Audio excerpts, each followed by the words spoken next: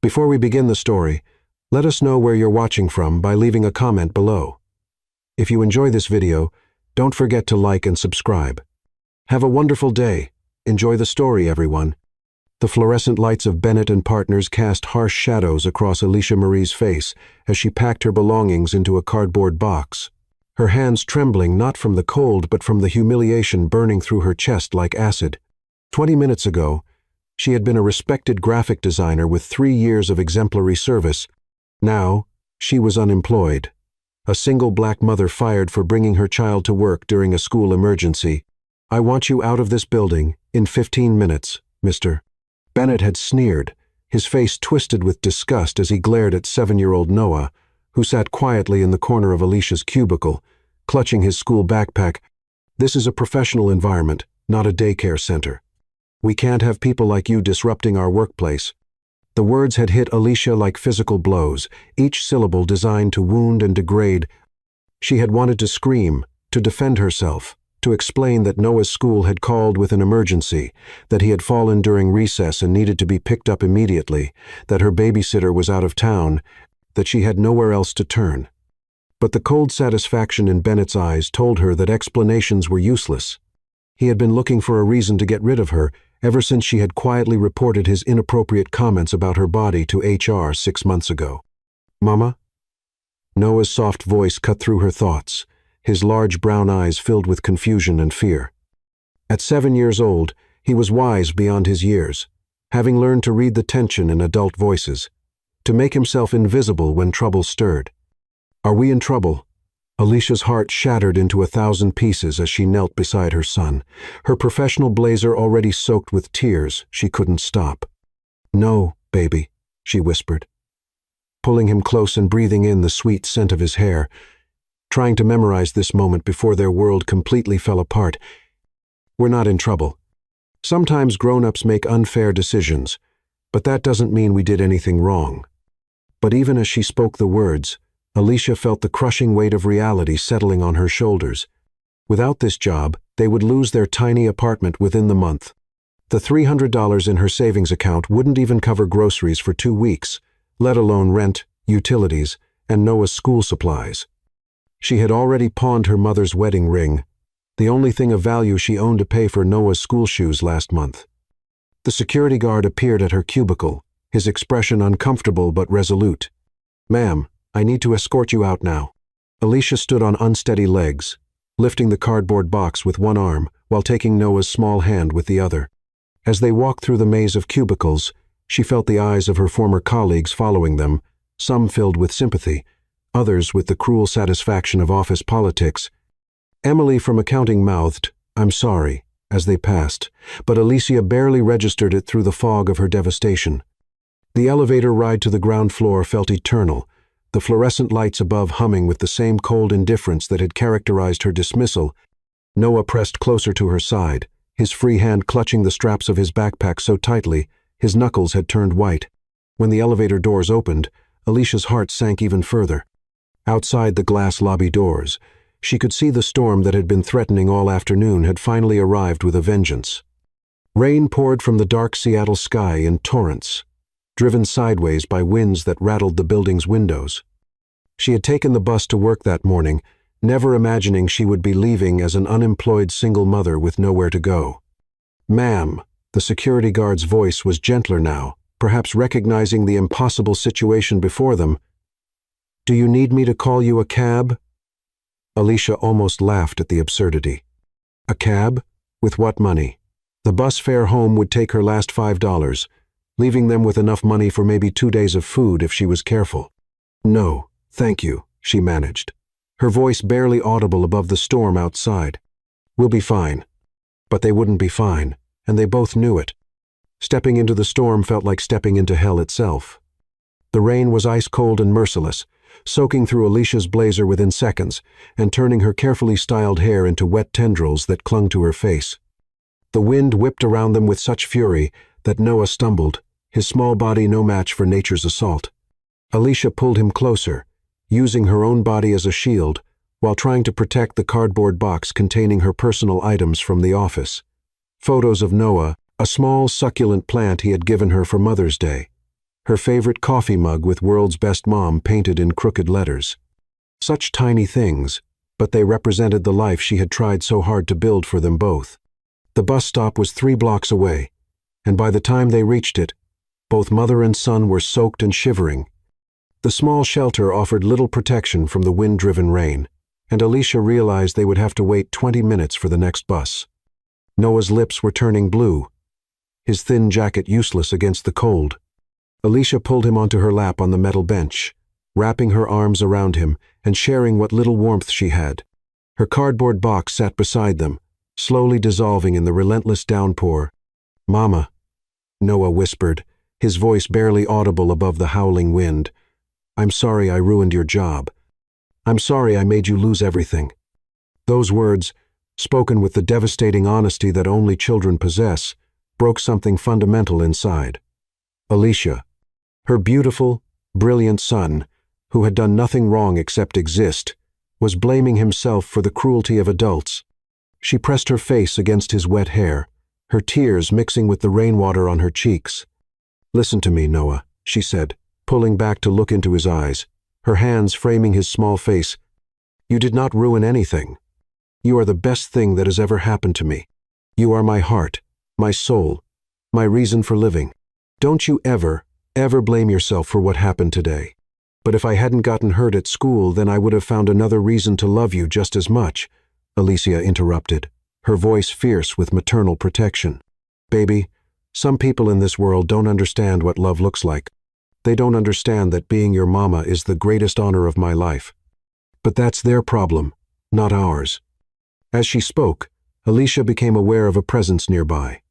A black SUV with tinted windows had pulled up to the curb just beyond the bus stop, its engine running, its headlights cutting through the storm like beacons. She couldn't see the driver through the dark glass, but something about the vehicle's stillness made her skin prickle with awareness. For a moment, fear crept up her spine. Here they were, vulnerable and alone, with nowhere to run if danger approached. But the SUV simply sat there, silent as a guardian in the storm, and Alicia found herself oddly comforted by its presence. "Mama, I'm scared," Noah whispered, his small body trembling against hers. "I know, baby," Alicia replied, pressing a kiss to his forehead. "I'm scared too, but we're going to be okay. I promise you, we're going to survive this. We're going to be stronger than they think we are." Inside the SUV, Ethan Carter sat behind the wheel, his knuckles white as he gripped the steering wheel. He had been driving home from a late meeting when he witnessed the scene at the bus stop, a woman and child forced into the storm without shelter. Something about their situation struck him with unexpected force, compelling him to pull over. Now, seeing them up close, the woman's protective embrace, the child's quiet vulnerability, the dignity they maintained despite their circumstances, Ethan felt something shift in his chest. The woman was striking, but it was more than physical beauty. It was her fierce tenderness, the love radiating from every gesture as she comforted her son. 25 years ago, Ethan had been that child, scared, cold, dependent on a mother who fought impossible battles just to keep them alive. He remembered the taste of shame, the weight of adult problems pressing down on small shoulders, the way strangers looked through him as if he didn't exist. But this woman, this mother, she saw her son. She loved him with a fierceness that took Ethan's breath away. As the bus finally approached, its headlights barely penetrating the storm, Ethan made a decision that would change 3 lives forever. He reached into his briefcase and pulled out one of his personal business cards, writing quickly on the back before stepping out into the rain. He approached carefully, not wanting to frighten them further, and when Alicia looked up with startled eyes, he pressed the card into her hand. "Tomorrow will be better," he said simply, his voice barely audible above the storm. Before Alicia could respond, he was gone, disappearing back into his SUV and driving away into the night, leaving behind only questions and the faintest hope that perhaps, in a world full of cruelty, there might still be angels in disguise. Chapter 2. The Mysterious Savior. 2 weeks had passed since that terrible night in the storm, and Alicia Marie's world had crumbled steadily. The eviction notice on their apartment door gave her 5 days to vacate or face removal by the sheriff's department. She stood in the narrow hallway of their building, staring at the red lettering while Noah slept peacefully in their tiny bedroom. unaware that they might soon be homeless. Her savings account showed a balance of $12. Sanchitsi. The food stamps had run out yesterday, and their last meal had been a shared package of ramen noodles that Noah had insisted she eat most of, claiming he wasn't very hungry. At 7 years old, her son was already learning to sacrifice for her, and the knowledge ate at Alicia's soul like acid. She had spent every day searching for work, but Bennett and Partners had poisoned her professional reputation. The few interviews she secured always ended with polite smiles and swift rejections. Her savings showed $12. Sanchitsi. The food stamps had run out yesterday.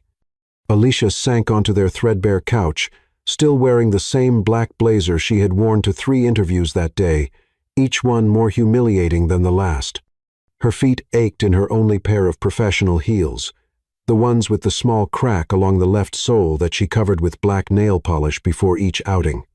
She had walked 17 blocks between appointments because she couldn't afford bus fare for the return trips, and her stomach had been growling so loudly during the final interview that she had pretended to cough to cover the sound. As she sat in the semi-darkness of their living room, illuminated only by the flickering streetlight outside their window, Alicia allowed herself to think the thoughts she had been pushing away for weeks. What would happen to Noah if she couldn't find work? Would social services take him away from her? Would he be better off with a family who could actually provide for him, who wouldn't force him to share ramen noodles and sleep on a mattress on the floor because they couldn't afford a real bed frame? The thought of losing Noah sent panic racing through her veins like ice water. He was everything to her heart, walking around outside her body, her reason for breathing, her motivation to keep fighting when the world seemed determined to crush them both. But love wasn't enough to put food on the table or keep a roof over their heads, and Alicia was rapidly running out of options. She reached for the business card the stranger had given her that night in the storm, its edges now soft and worn from the countless times she had handled it over the past 3 weeks. The front was elegant in its simplicity. Heavy cardstock with embossed lettering that read Carter Enterprises, along with an address in the most prestigious part of downtown Seattle. But it was the message written on the back in bold, masculine handwriting that had kept her from throwing it away. Tomorrow will be better. Call when you're ready for your miracle. E.C. Alicia had researched Carter Enterprises at the public library. Ethan Carter, 32, had built a billion-dollar empire in luxury development. The photos showed a devastatingly handsome man with piercing blue eyes, usually surrounded by politicians and celebrities. The idea that such a man would personally help an unemployed single mother seemed impossible. The idea that such a man would personally seek out an unemployed single mother from the projects seemed absurd. Alicia had convinced herself the business card was either a cruel joke or the result of mistaken identity. Wealthy men like Ethan Carter didn't rescue women like her. They barely acknowledged their existence. But now, facing homelessness with a 7-year-old child, Alicia found herself staring at the card with desperate hope. What did she have left to lose? Her pride had already been shattered beyond repair. Her professional reputation was destroyed. Her savings were gone, and her credit was shot. If this was some elaborate prank, at least she would know for certain. And if, by some miracle, it was real, the sound of paper sliding under their door interrupted her thoughts. Alicia's heart lurched, expecting another notice from the landlord, or perhaps a final warning from the utilities company.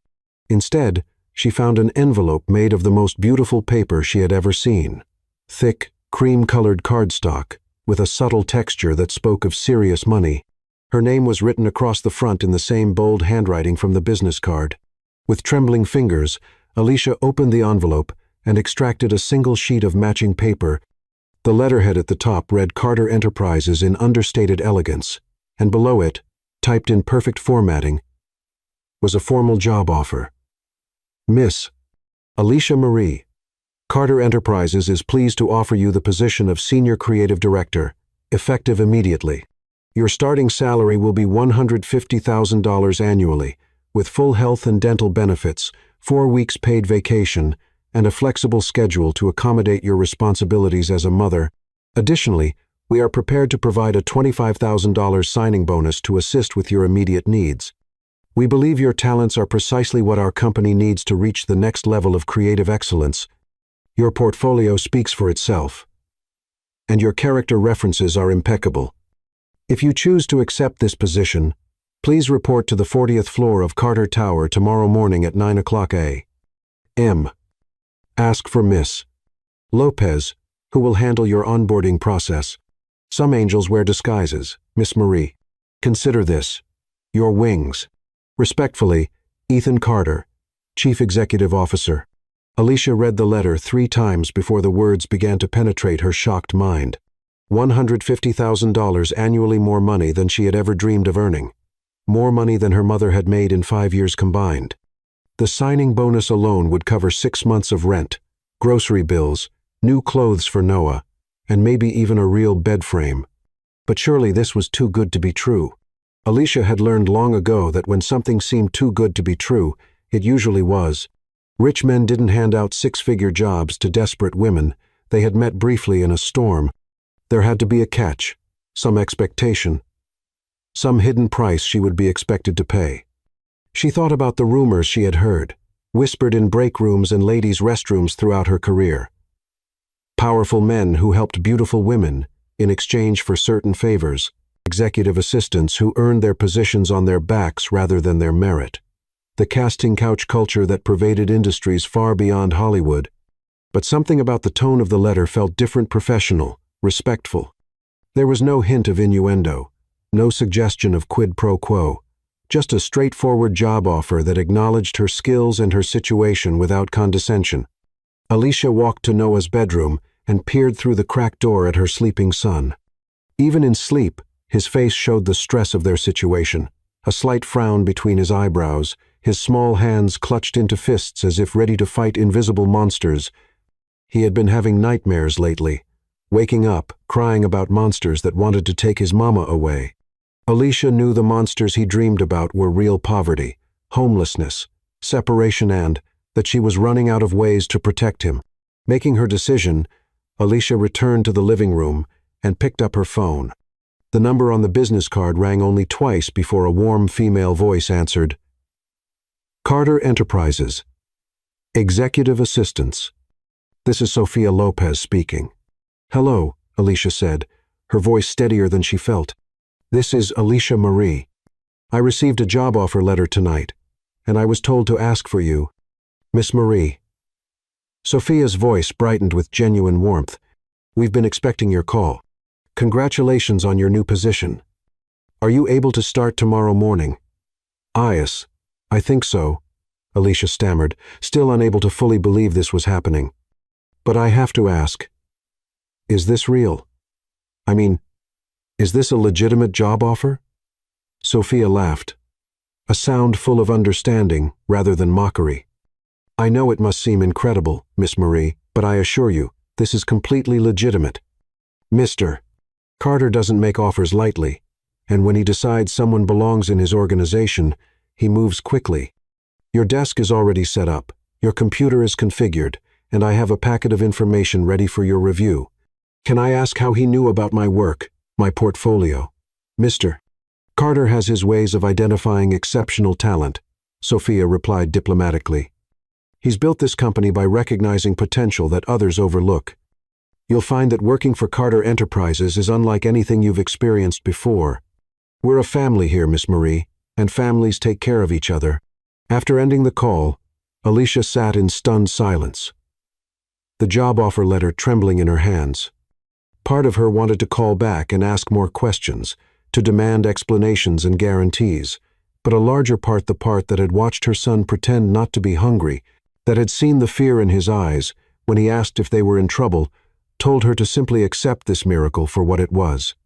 She walked to her closet and pulled out her best outfit, a navy blue dress she had worn to Noah's school functions, paired with a blazer that only had a small stain near the left pocket.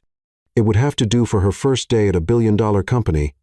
As she hung the clothes carefully on the bedroom door, Alicia allowed herself to imagine a future where Noah never had to apologize for being hungry again, where they lived in a real apartment with heat that worked and a refrigerator full of food. Tomorrow morning, she would walk into Carter Tower with her head held high and her heart full of hope. She would meet the mysterious man who had chosen to save them, and perhaps she would finally understand why an angel had decided to wear the disguise of a billionaire CEO. For the first time in 3 weeks, Alicia Marie fell asleep with a smile on her face, dreaming not of eviction notices and empty bank accounts, but of second chances and the possibility that tomorrow really would be better. Chapter 3. When Lightning Strikes. Ethan Carter's private jet touched down at Seattle-Tacoma International Airport at 6:47 a.m., cutting through the morning mist. He had spent the past 3 weeks in Dubai, finalizing resort acquisitions, but his mind had been elsewhere. Every business meeting had been overshadowed by the memory of a woman and child in a storm. As his driver navigated toward downtown Seattle, Ethan checked his phone obsessively, wondering if she had responded to his offer. Sofia Lopez had been sending updates. The job offer delivered, the envelope beautiful as requested, but Alicia Marie hadn't called yet, and Ethan felt his carefully constructed plan slipping away. Ethan had built Carter Enterprises from nothing, transforming a construction loan into a billion-dollar empire through determination and strategic thinking. He had never failed at anything he truly wanted. But this was different. This wasn't about money or acquisitions. This was about a moment of recognition that had shaken him. 25 years ago, Ethan had been that child in the storm. His mother, Clara Carter, had worked 3 jobs after his father abandoned them. He remembered sitting in office waiting rooms while she cleaned buildings at night, remembered her jacket wrapped around him at cold bus stops, remembered her fierce promise that someday things would be better. Clara had died when Ethan was 15, her body finally succumbing to the stress and exhaustion of fighting impossible battles for too many years. He had been placed in foster care, where a kind family named the Harrisons had given him stability and opportunity. But the damage was done. The boy who had once trusted in promises of someday had hardened into a man who trusted only in his own ability to create the world he wanted to live in. Until 3 weeks ago, when he had seen Alicia Marie protecting her son with the same fierce tenderness his mother had shown him, Ethan had believed he was incapable of the kind of love that demanded sacrifice. He had dated extensively beautiful women who moved in his social circles, intelligent professionals who understood the demands of his lifestyle, even a few celebrities who enjoyed the challenge of conquering Seattle's most eligible bachelor. But none of them had ever made him feel anything deeper than mild affection, mixed with physical attraction. Watching Alicia in that storm had awakened something in Ethan that he had thought died with his mother. The protective instinct that made him want to shield her from every hardship, the fierce admiration for her strength and dignity in the face of crushing circumstances, the almost desperate need to be worthy of the kind of love she showed her son. It was overwhelming and terrifying and absolutely necessary. The elevator ride to the 40th floor of Carter Tower felt eternal, even though Ethan knew every detail of the building by heart. He had designed much of it himself, insisting on floor-to-ceiling windows that offered panoramic views of Elliott Bay, imported Italian marble that gleamed like mirrors, and artwork that spoke to both sophistication and warmth. But today, none of his usual pride in his achievements registered. Today, his entire focus was centered on whether a certain new employee would be sitting at her desk in the creative department. Mr. Carter. Sofia Lopez rose from her station outside his office as the elevator doors opened, her warm smile immediately telling him everything he needed to know. Welcome home. I trust your flight was comfortable. She's here, Ethan said, not bothering with pleasantries. It wasn't a question. She is, Sofia confirmed, her dark eyes sparkling with something that looked suspiciously like matchmaking satisfaction.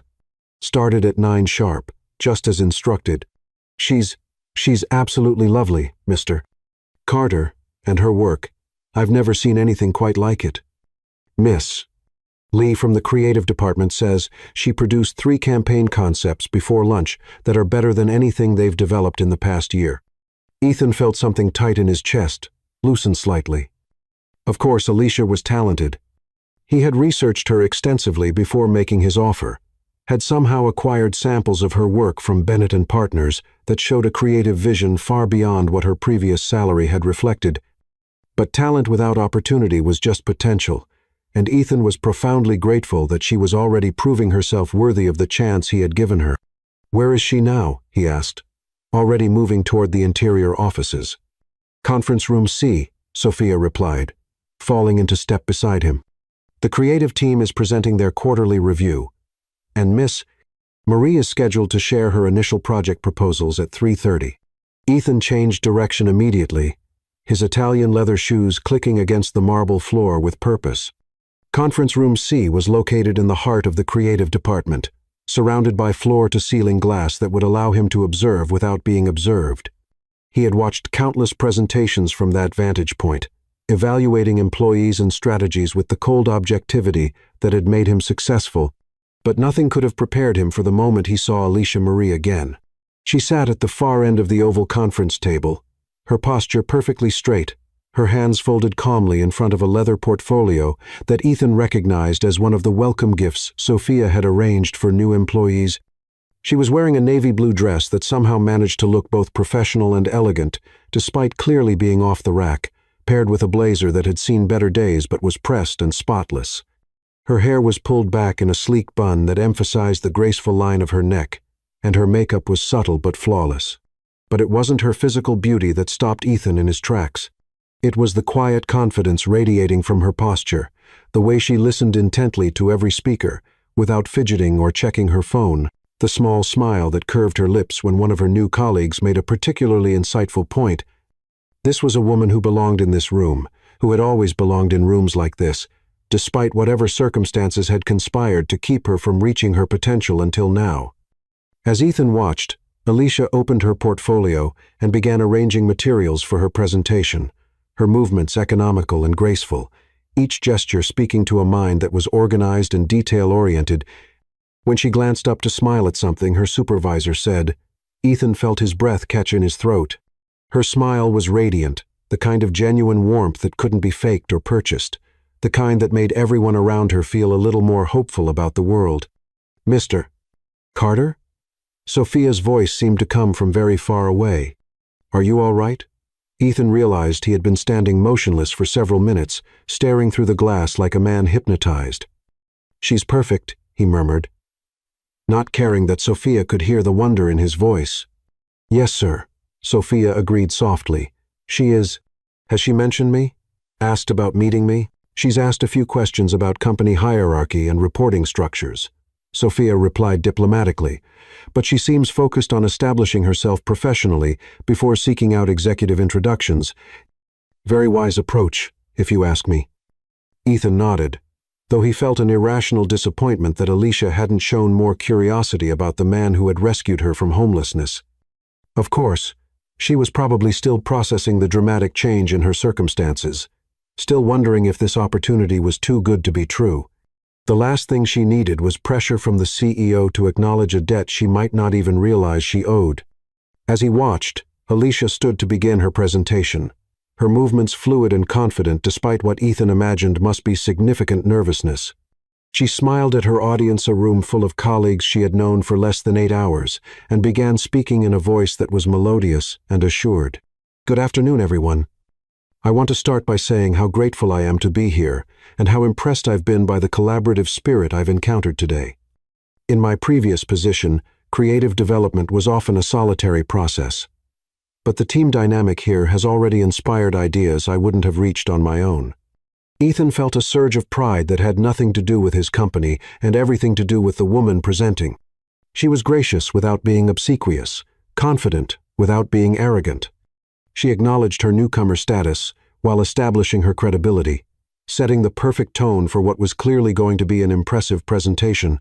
For the next 20 minutes, Ethan stood transfixed as Alicia unveiled 3 marketing campaigns that were nothing short of brilliant. Her first concept reimagined luxury travel marketing for millennials, using augmented reality and social media integration to create immersive experiences that went far beyond traditional advertising. Her second proposal targeted the emerging market of sustainable luxury, positioning Carter Properties as leaders in environmental responsibility without sacrificing elegance or comfort.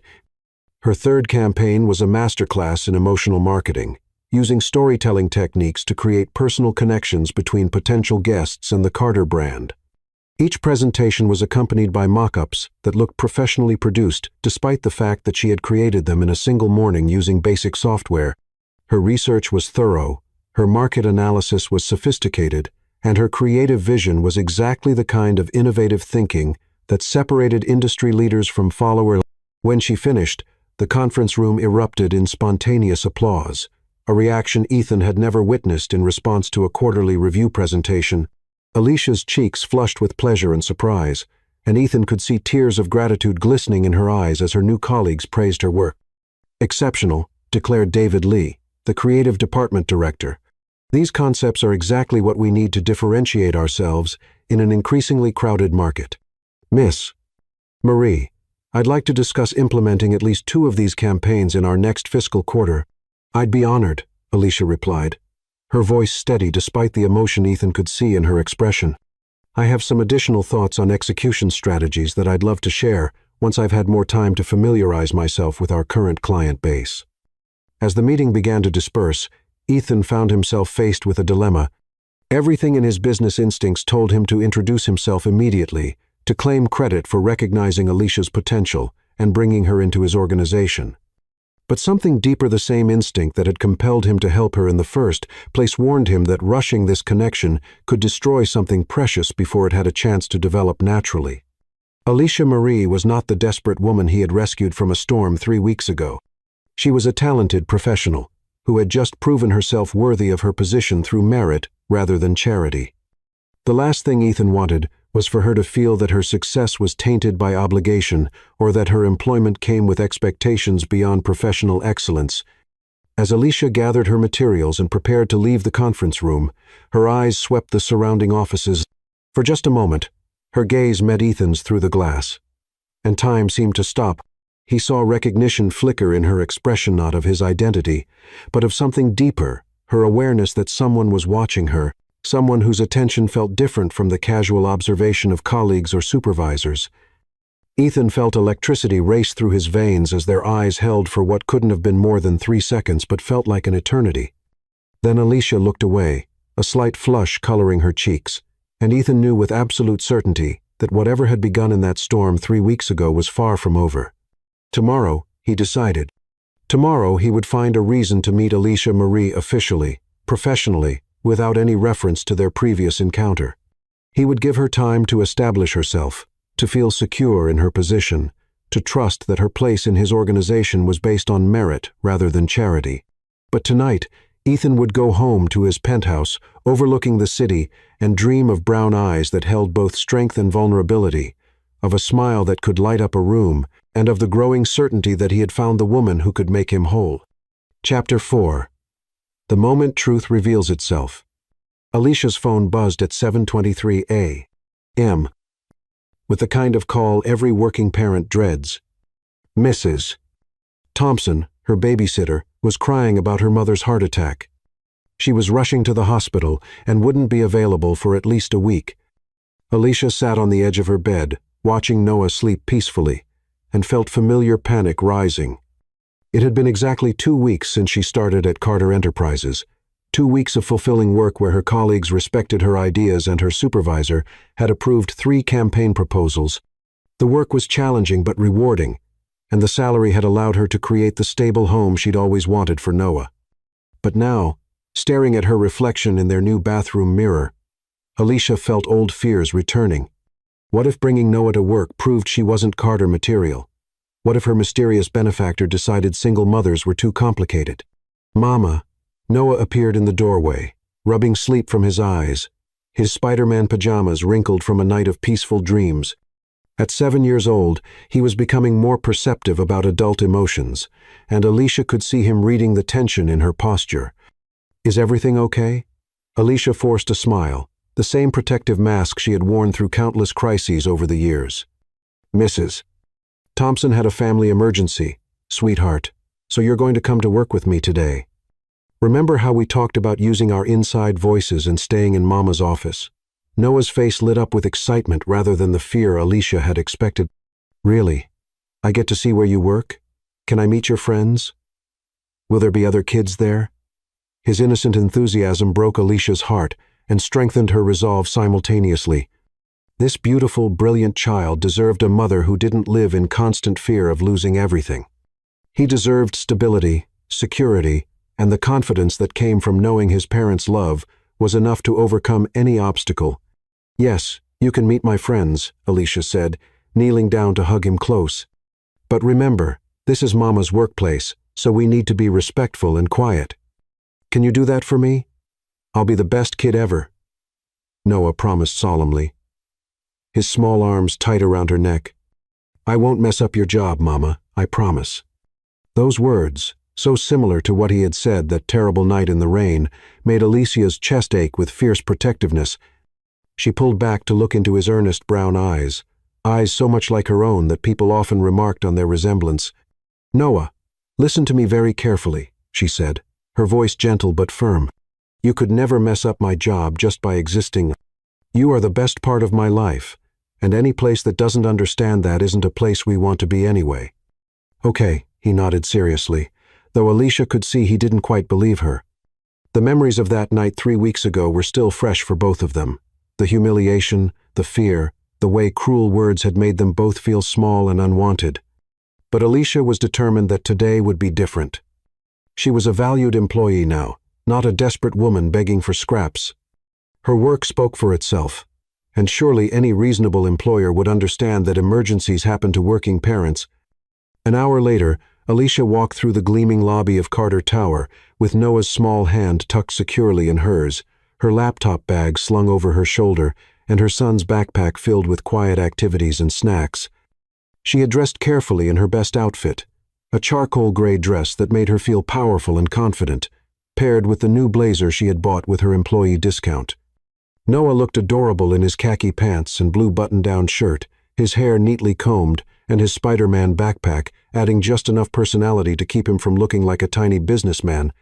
The elevator ride to the 40th floor felt eternal, with Alicia's stomach churning more with each passing floor. She had called ahead to explain the situation to her supervisor, David Lee, who had been understanding and accommodating, but phone calls were different from reality, and Alicia knew that having a child in a professional environment could be disruptive, no matter how well-behaved that child was. "Wow." Noah breathed as the elevator doors opened to reveal the expansive creative department with its floor-to-ceiling windows and stunning views of Elliott Bay. "Ma, this is like a castle in the sky." His wonder was infectious, and Alicia felt some of her tension ease as several of her colleagues looked up from their workstations with warm smiles. The open-plan office was designed to encourage collaboration and creativity, with comfortable seating areas scattered throughout, and artwork that spoke to both sophistication and innovation. "Good morning, Alicia," called Rachel Ortiz from the graphic design team, waving cheerfully, "and you must be the famous Noah we've heard so much about." Alicia felt a rush of gratitude as other team members gathered around to meet her son, their genuine interest and kindness immediately putting both Alicia and Noah at ease. These people weren't judging her for bringing her child to work. They were welcoming him as part of the Carter family that Sofia Lopez had promised they would become. "He's so handsome," gushed Mia Chen from the marketing department. "Those eyes. He's going to be a heartbreaker when he grows up." Noah beamed under the attention, his natural charm and good manners winning over Alicia's colleagues within minutes. He shook hands politely when introduced, answered questions about his favorite subjects in school, and even complimented the artwork hanging throughout the office with observations that showed a surprisingly mature aesthetic sense. "Can I see where you work, Mama?" Noah asked, tugging gently on Alicia's hand. Alicia's workstation was located in a prime spot near the windows, with a view that never failed to take her breath away. She had personalized the space with a small succulent plant, a framed photo of Noah from his first day of second grade, and a few art supplies that helped her visualize campaign concepts.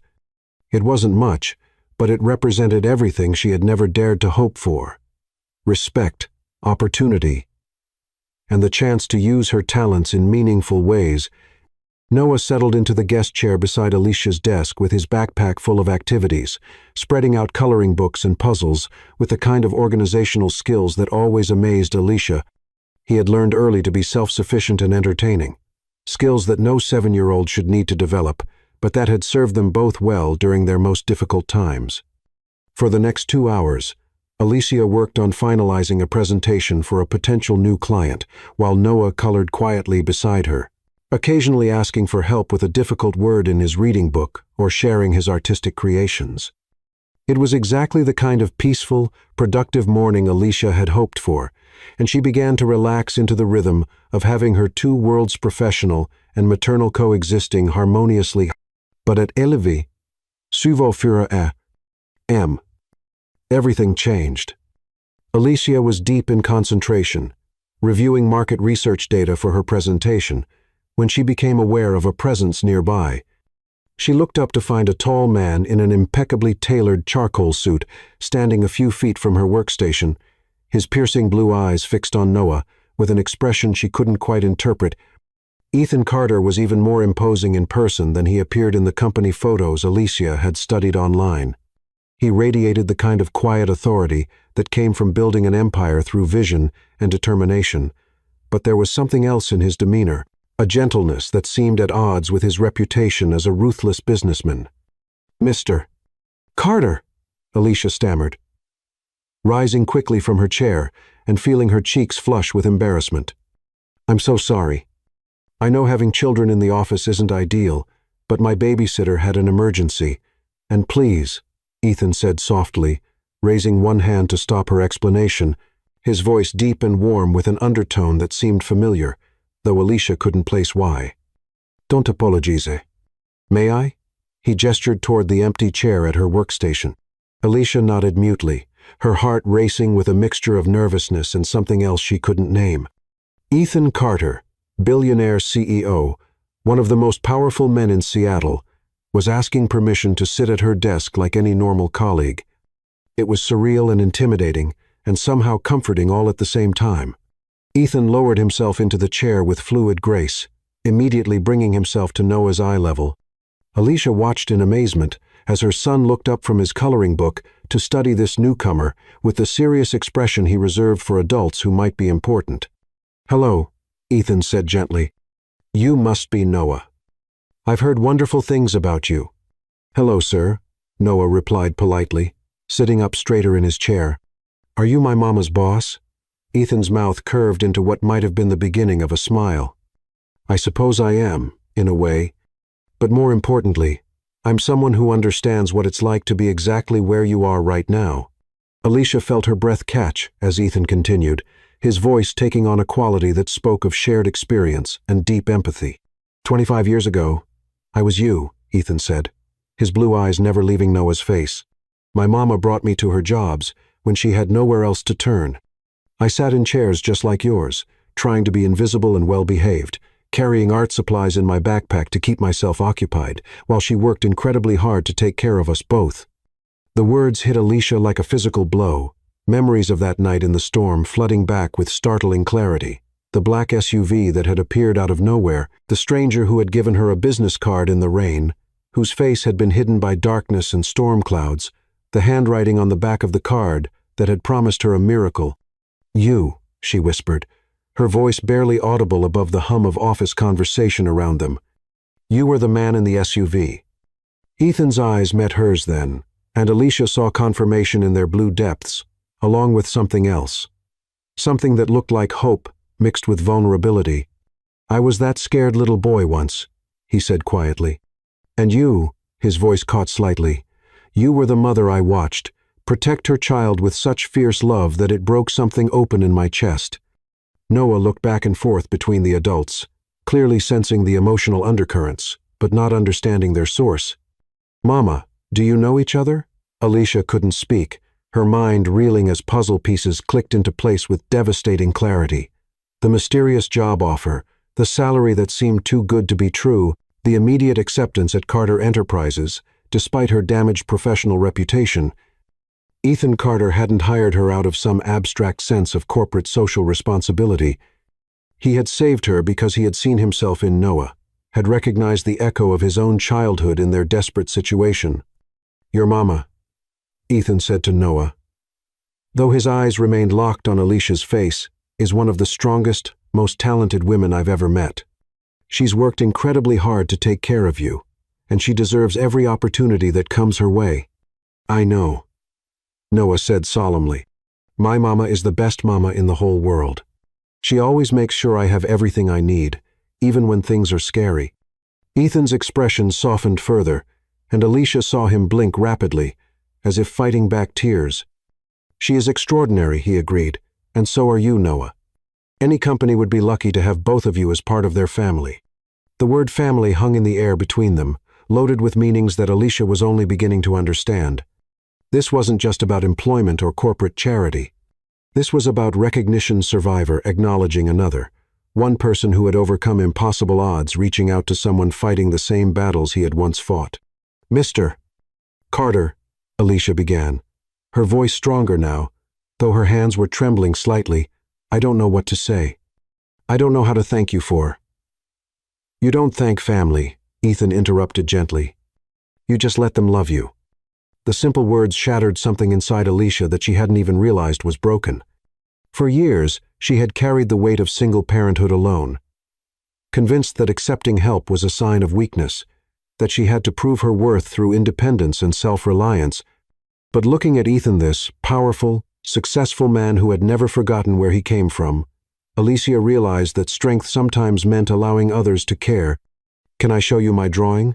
Noah asked Ethan, apparently deciding that any adult who made his mama look less worried was worth getting to know better. "I would love to see it," Ethan replied, and Alicia watched in wonder as this billionaire CEO leaned forward to examine her 7-year-old's artwork with the same attention he probably gave to multi-million-dollar business proposals. As she watched the two most important people in her world connect over a picture of Spider-Man saving a family from a storm cloud, Alicia felt something shift inside her chest, something that felt suspiciously like the beginning of hope. Chapter 5. Fire and Ice. The rest of that day passed in a blur of stolen glances and electric moments that left Alicia's nerves humming with awareness she hadn't felt in years. After Ethan's revelation about their connection, he had stayed for another hour, charming Noah with stories about building his first treehouse and listening with genuine interest as her son explained the complex mythology behind his superhero drawings. But it was the way Ethan looked at her with an intensity that seemed to see straight through to her soul that left Alicia feeling unsteady and breathless. 3 days later, Alicia was still replaying every word of their conversation, analyzing every gesture and expression for hidden meanings.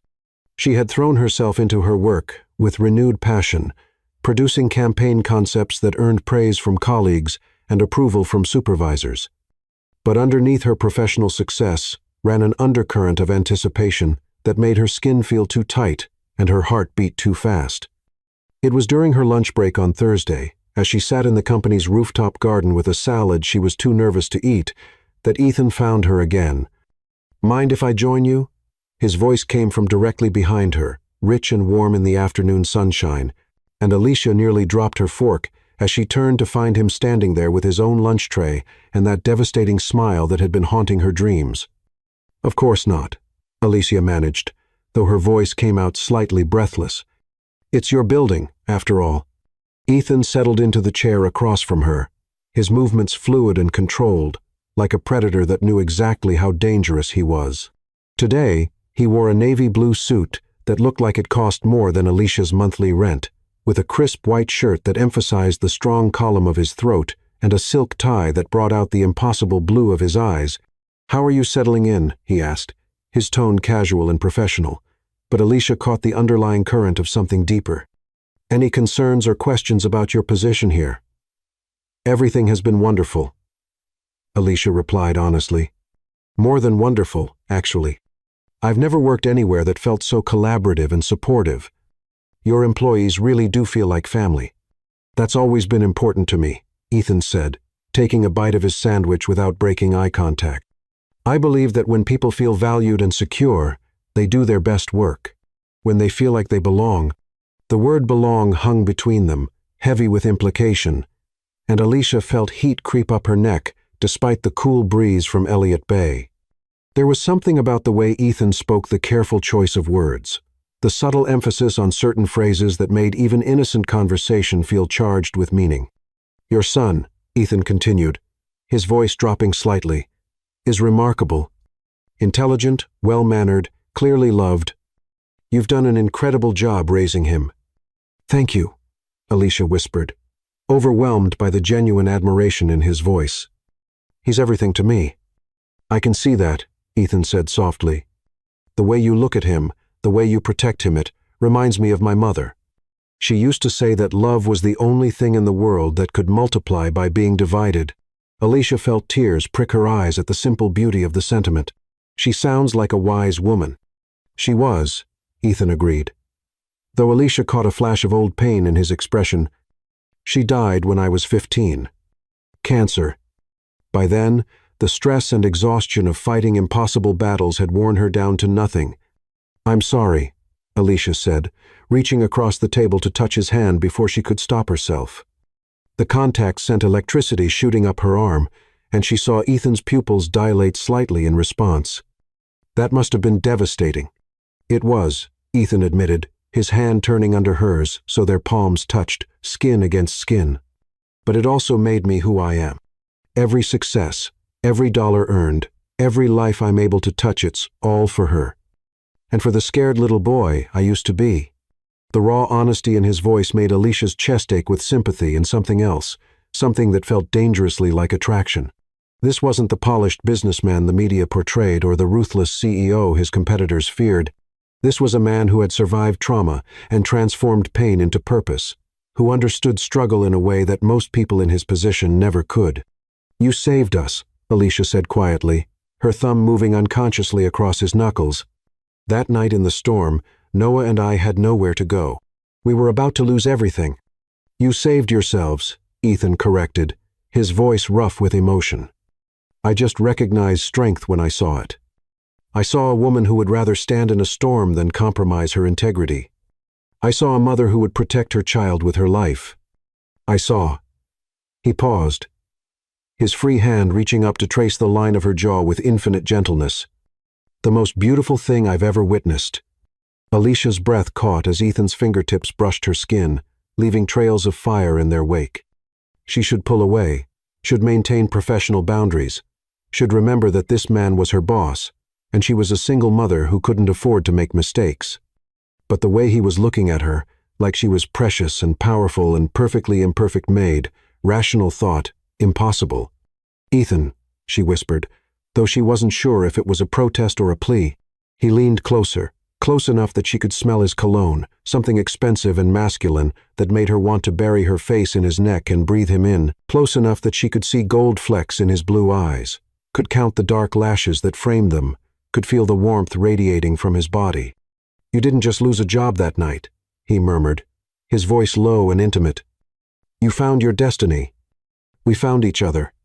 The words sent heat spiraling through Alicia's body, pooling low in her belly and making her acutely aware of every inch of skin beneath her conservative blouse. Ethan's thumb traced across her lower lip, and she couldn't suppress the soft gasp that escaped her. "This is crazy," she breathed, even as her body swayed toward his like a flower turning toward the sun. "Is it?" Ethan asked, his mouth now close enough to hers that she could feel his breath against her lips. "Or is it the first sane thing either of us has done in years?" Before Alicia could answer, before she could think or rationalize or remember all the reasons this was impossible, Ethan's phone buzzed with an urgent text. The spell broke instantly, and Alicia jerked backward, her face flaming with embarrassment as she realized how close they had come to kissing in full view of anyone who might have been watching from the windows above. Ethan glanced at his phone with obvious frustration, his jaw tightening as he read the message. "I have to go," he said, his voice rough with unfulfilled desire. "Emergency board meeting." "But Alicia," he stood, reaching out to touch her hand one more time. "This isn't over. We need to talk.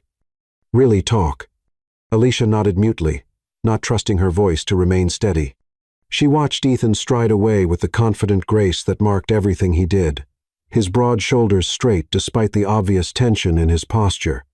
Only when he disappeared through the rooftop door did she allow herself to slump back in her chair, her heart racing and her skin still tingling from his touch. What was she doing?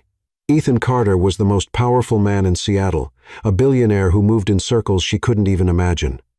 She was a single mother from the projects who had been homeless less than a month ago. The gulf between their worlds was vast and unbridgeable, and getting involved with her boss especially, this boss was professional suicide.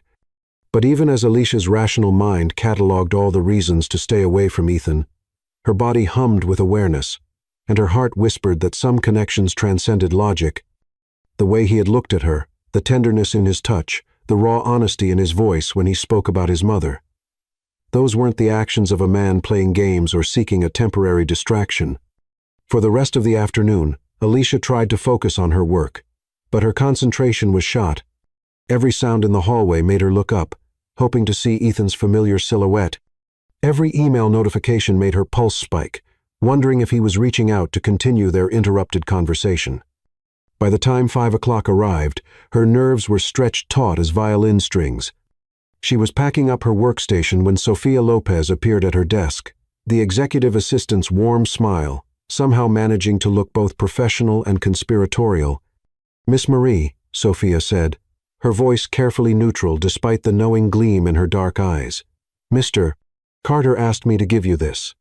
She handed Alicia an envelope made of the same heavy cream paper that had contained her job offer, Alicia's name, written across the front in Ethan's distinctive handwriting. Alicia's fingers trembled slightly as she accepted it, acutely aware that several of her colleagues were watching the exchange with curious expressions. "Thank you," Alicia managed, slipping the envelope into her purse without opening it. Whatever Ethan had written, she needed privacy to process it. The elevator ride to the parking garage felt eternal, and Alicia barely made it to her car before tearing open the envelope with shaking hands. Inside was a single sheet of paper with only a few lines written in Ethan's bold script. "Alicia, I know this complicates everything. I know you have every reason to run from this, from me, from the impossibility of what I'm feeling. But 25 years ago, a scared little boy made a promise to himself that someday he would be strong enough to protect the people who mattered. You matter, Alicia. You and Noah matter more than anything else in my world. If you're willing to take a chance on something that defies all logic, meet me tomorrow night at 8. The address is below. If you're not ready, if this is too much, too fast, too complicated, I understand. Your job, your security, everything I've promised you, and Noah is yours, regardless. No strings, no expectations, no consequences. But please, don't run from this without giving us a chance to see what we could be together. Yours, if you'll have me, Ethan." Below his signature was an address Alicia didn't recognize, somewhere in the affluent Queen Anne neighborhood that overlooked the city. As she sat in her car, reading his words over and over, Alicia felt tears slip down her cheeks, tears of fear and hope and overwhelming gratitude for a man who understood that trust was earned, not demanded. Tomorrow night, she would have to make a choice that could change everything. Tomorrow night, she would have to decide whether to play it safe or take the biggest risk of her life. But tonight, as she drove home to Noah with Ethan's letter pressed against her heart, Alicia allowed herself to dream of blue eyes and gentle hands and the revolutionary possibility that she might deserve to be loved by someone extraordinary. Chapter 6. Dangerous Desires. Alicia stood in front of her bedroom mirror for the 5th time in 20 minutes, her hands smoothing down the fabric of the black dress she had finally settled on after trying on every remotely appropriate outfit in her modest wardrobe. The dress was simple but elegant, purchased during a rare splurge in her previous life when she had been invited to a work holiday party she ultimately couldn't attend because of babysitting issues. Now, as she studied her reflection in the soft lamplight of her bedroom, Alicia wondered if she was making the biggest mistake of her life. Noah was safely settled at her neighbor Mrs. Lee's apartment, happily engrossed in a Marvel movie marathon and enough pizza to fuel his 7-year-old imagination for hours. Alicia had explained that she had a work dinner, which wasn't technically a lie since Ethan was technically her boss, but the guilt of her deception still gnawed at her.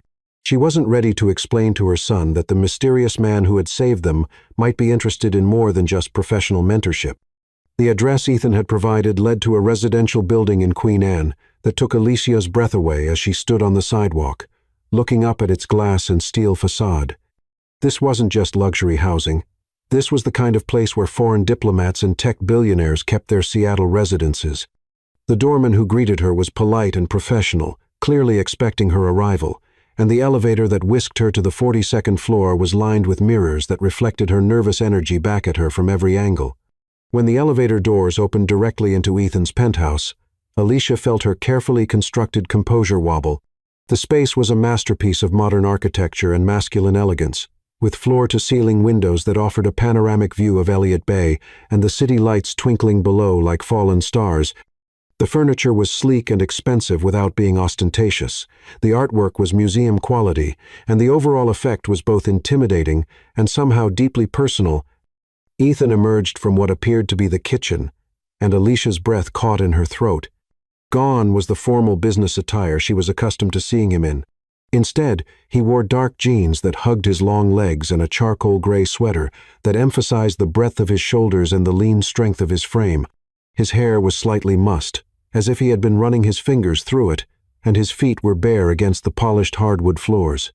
The casual intimacy of his appearance sent heat spiraling through Alicia's body, making her acutely aware of how alone they were, how far removed from the professional environment where their relationship had begun. This wasn't CEO Ethan Carter. This was simply Ethan, the man who had saved her from a storm and who looked at her like she was the answer to a question he had been asking his whole life. "You came," he said softly, his voice carrying a note of wonder that suggested he hadn't been entirely certain she would. "I almost didn't," Alicia admitted, her honesty surprising them both. "This is terrifying, Ethan. Everything about this situation defies logic." "The best things usually do," he replied, moving closer with the fluid grace that characterized all his movements. "Can I get you something to drink? Wine? Coffee? Water?" "Wine might be good," Alicia said. Then immediately second-guessed herself. "Actually, maybe water." "I don't want to." She stopped, realizing she was rambling. Ethan's mouth curved into a gentle smile that made her stomach flutter. "Alicia, breathe. You're safe here. With me. Always." The simple declaration did something to her insides, loosening the knot of anxiety that had been building all day. She followed Ethan to the kitchen, which was a work of art in black granite and stainless steel, and accepted the glass of wine he poured from a bottle that probably cost more than her weekly grocery budget. "This is beautiful," Alicia said, gesturing toward the windows where Seattle sparkled beneath them like a jewel. "The view is incredible." "It is tonight," Ethan agreed, but he wasn't looking at the city. His eyes were fixed on her face with an intensity that made her skin feel too warm, and her pulse race in places she had almost forgotten existed. They moved to the living room, settling on two opposite ends of a leather sofa that was large enough to seat 6 people comfortably. The distance between them felt both prudent and torturous, close enough that Alicia could smell Ethan's cologne, but far enough that she couldn't reach out and touch him without making a deliberate choice to do so. "Tell me about yourself," Ethan said, his voice low and intimate in the softly lit space. "Not the professional version you put on your resume. The real Alicia. What do you dream about when you're not being strong for everyone else?" The question caught Alicia off guard with its perceptiveness. "I don't think anyone has ever asked me that before," she admitted, taking a sip of wine to buy herself time to think. "What do you mean?" "For the past 7 years, I've been Noah's mother first, and everything else second. Before that, I was someone's wife, trying to be what he needed me to be. I can't remember the last time someone was interested in my dreams that didn't involve providing for my son or advancing my career." Ethan leaned forward slightly, his blue eyes intent on her face. "I'm asking now." Alicia felt something loosen in her chest, some protective barrier she had been maintaining without even realizing it. "I used to paint," she said quietly. "Before Noah, before everything got so complicated, I dreamed of having my own gallery someday, of creating art that made people feel something powerful and beautiful." "What stopped you?" "Life," Alicia said with a rueful smile. "Marriage to a man who thought art was frivolous, motherhood, the need to pay bills and put food on the table. Practical dreams replaced impossible ones." "Dreams are never impossible," Ethan said fiercely. "They're just delayed." "What would you paint now, if you could paint anything?" Alicia closed her eyes, allowing herself to imagine for the first time in years. "Storm clouds," she said without thinking, "the way they look when they're about to break open and change everything. The beauty in destruction and renewal." When she opened her eyes, Ethan was staring at her with an expression that took her breath away. "You're extraordinary," he said quietly. "The way your mind works, the way you see beauty in chaos, it's breathtaking." "Ethan," Alicia whispered, setting down her wine glass with trembling hands. "I know this is crazy," he said, moving closer on the sofa until she could feel the heat radiating from his body. "I know all the reasons we shouldn't be here together. But from the moment I saw you in that storm, I haven't been able to think about anything else. You've awakened something in me that I thought was dead." Alicia's breath caught as Ethan reached out to trace the line of her cheekbone with fingertips that left trails of fire on her skin. "What if I'm not what you think I am?" she whispered. "What if I disappoint you?" "Impossible," Ethan said firmly, his hand sliding into her hair to cup the nape of her neck. "You're stronger than you know, more beautiful than you realize, and more necessary to me than you could ever imagine." The raw honesty in his voice shattered the last of Alicia's defenses. Before she could think or rationalize or remember all the reasons this was dangerous, she found herself leaning into his touch, her eyes fluttering closed as Ethan's thumb traced across her lower lip. "Alicia," he murmured, her name a prayer on his lips. "Yes," she breathed, not even sure what she was agreeing to, knowing only that whatever Ethan was offering, she wanted it with a desperation that scared her. Ethan's mouth was inches from hers when the light suddenly flickered, and the sound of thunder rolled across the city like the voice of an angry god. They both turned toward the windows, where lightning was beginning to dance across the dark sky, illuminating the storm clouds that were gathering with ominous speed. "Looks like we're in for some weather," Ethan said, his voice slightly rougher than usual. As if summoned by his words, the rain began at the gentle Seattle drizzle Alicia was accustomed to, but a fierce downpour that lashed against the windows with the fury of nature unleashed. The wind howled around the building's corners, creating an otherworldly soundtrack that made the penthouse feel like an island floating above the chaos below. "It's beautiful," Alicia said, moving toward the windows to watch the storm's fury play out across the city. "Beautiful and dangerous," Ethan agreed, coming to stand behind her, so close that she could feel his breath against her neck, like some other things I could mention. Alicia turned in the circle of his arms, finding herself trapped between Ethan's body and the cool glass of the window. The storm raged behind her, but all she could focus on was the man in front of her, his blue eyes dark with desire, and his hands gentle on her waist. "Ethan," she whispered, her voice barely audible above the thunder. "Tell me to stop," he murmured, his forehead resting against hers. "Tell me this is moving too fast, that you need time to think. Tell me anything except that you want this as much as I do." But Alicia couldn't say any of those things, because they would have been lies. The truth was that she had never wanted anything as much as she wanted Ethan's kiss, had never felt anything as powerful as the connection crackling between them, like electricity in the storm-charged air. "I can't," she admitted, her hands fisting in the soft material of his sweater. "I can't tell you to stop because I don't want you to. I want this. I want you." Ethan's control snapped like a rubber band, stretched too far. His mouth came down on hers with a hunger that had been building for weeks, and Alicia felt herself melt against him as lightning flashed outside the windows, illuminating their silhouettes against the storm. The kiss was everything Alicia had imagined, and nothing she could have prepared for. Ethan's lips were firm and warm and devastatingly skilled, coaxing responses from her that she had forgotten she was capable of feeling. His hands tangled in her hair, holding her exactly where he wanted her, while his mouth explored hers with a thoroughness that left her gasping and clinging to his shoulders for support.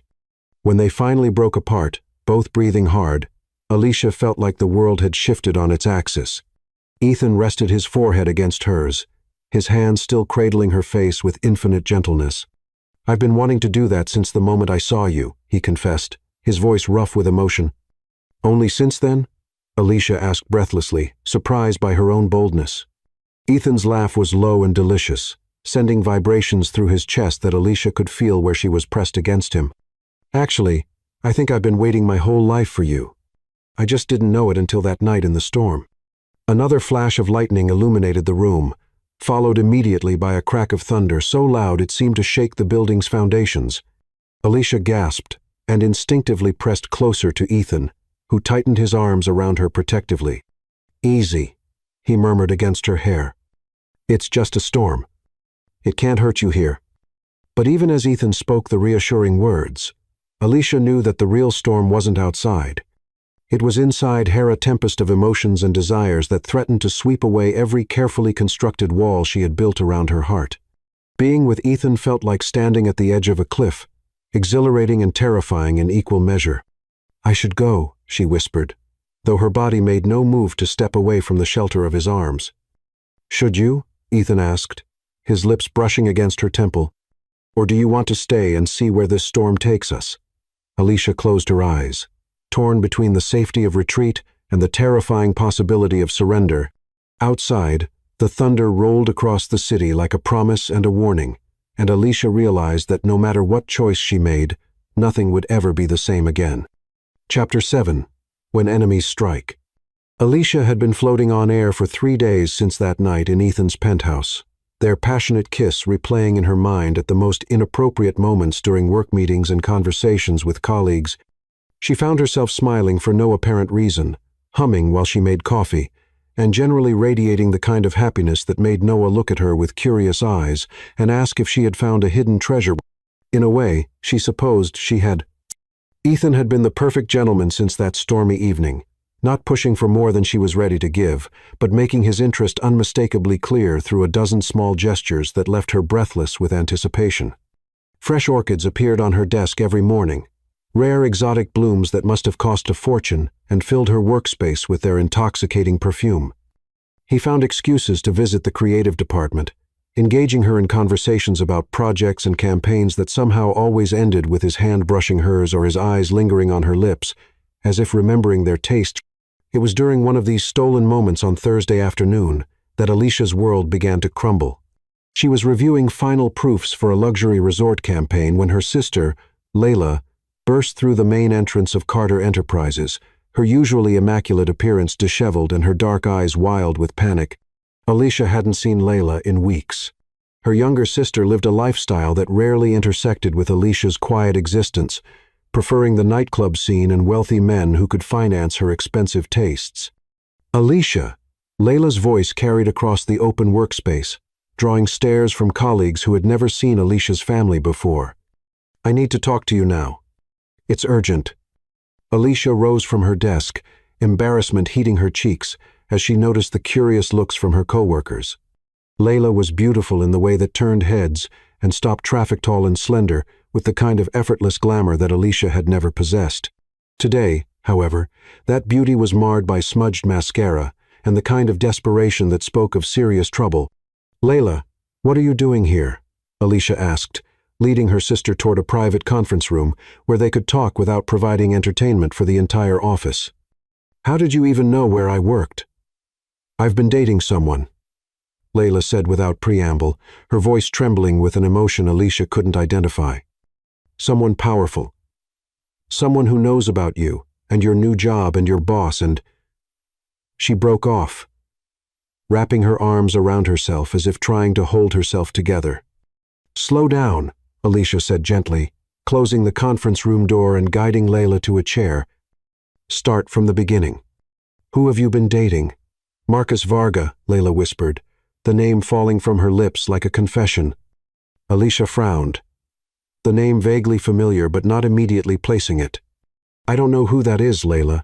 "Should I?" "He's Ethan Carter's biggest competitor," Layla said, her voice growing stronger but more frightened. "He owns Varga Development, and he's been trying to destroy Carter Enterprises for years." "Alicia, he's been using me to get information about you, about your relationship with Ethan, about everything." The words hit Alicia like physical blows, each revelation worse than the last. "What relationship with Ethan?" she asked carefully, though her heart was already racing with dread. Layla's eyes filled with tears. "Don't lie to me, Alicia. Marcus knows everything. He knows Ethan hired you personally, knows about that night in the storm, knows that Ethan is falling in love with you. He's been having you watched, having Ethan watched. He knows about the flowers, the private conversations, the night you went to Ethan's penthouse." Alicia sank into a chair, her legs suddenly unable to support her weight. The idea that her private moments with Ethan had been observed, that her growing feelings had been catalogued and analyzed by a stranger with malicious intent, made her feel violated and exposed. "Layla, how could you?" Alicia whispered. "How could you spy on me for some man you're dating?" "I didn't know," Layla cried, fresh tears streaming down her face. "He told me he was interested in business networking, that he wanted to understand the competition. He asked casual questions about your new job, about how grateful you were to Ethan. I thought he was just making conversation. I didn't realize he was." She stopped, covering her face with her hands. What else does he know? Alicia asked, though she wasn't sure she wanted to hear the answer. Layla looked up, her expression tortured. He knows about Noah's father, about how Caleb left you homeless and pregnant, about how he died before he could make things right. Marcus has been digging into your past, Alicia, looking for anything he can use against you. Alicia felt the blood drain from her face. Caleb was a chapter of her life she had closed and buried, a mistake that had cost her everything but given her Noah. The idea that someone was using those painful memories as weapons made her sick to her stomach. There's more, Layla continued, her voice barely above a whisper. Marcus is planning something big. He's been gathering evidence about Ethan's business practices, looking for anything that could be used to destroy him, and he's— She paused, as if the words were too terrible to speak. What? Alicia demanded, fear making her voice sharp. He's planning to sue for custody of Noah. The world seemed to tilt on its axis, and Alicia gripped the edge of the conference table to keep from falling. What are you talking about? He has no claim to my son. He doesn't even know Noah. He's claiming that you're an unfit mother, Layla said, her words tumbling out in a rush. That you've been using Noah to manipulate wealthy men, that you brought him to work inappropriately, that you're exposing him to dangerous situations by getting involved with your boss. He has photos, Alicia photos of you and Ethan together, of Noah at the office, of you going to Ethan's penthouse. He's planning to paint you as a gold digger who puts her own interests ahead of her child's welfare. Alicia felt as if she were drowning, gasping for air that wouldn't come. Everything good in her life, her job, her growing relationship with Ethan, the security she had finally found for herself and Noah was being systematically destroyed by a man she had never even met. But why? She asked desperately. What does any of this have to do with Ethan's business? Layla wiped her eyes, her expression grim. Marcus believes that Ethan is vulnerable because of his feelings for you. He thinks if he can destroy your relationship, if he can take Noah away from you and force you to choose between your son and Ethan, he can break Ethan emotionally and professionally. He's betting that Ethan will make mistakes when he's hurting, that he'll be so focused on protecting you that he won't see the business attacks coming. The conference room door opened suddenly, and Alicia looked up to see Ethan standing in the doorway, his face pale and his blue eyes blazing with fury. Behind him stood a man Alicia didn't recognize, tall and dark-haired with cold gray eyes and a smile that sent chills down her spine. Miss Alicia Marie, the stranger said, his voice smooth and cultured with just a hint of an accent she couldn't place. Allow me to introduce myself. I'm Marcus Varga.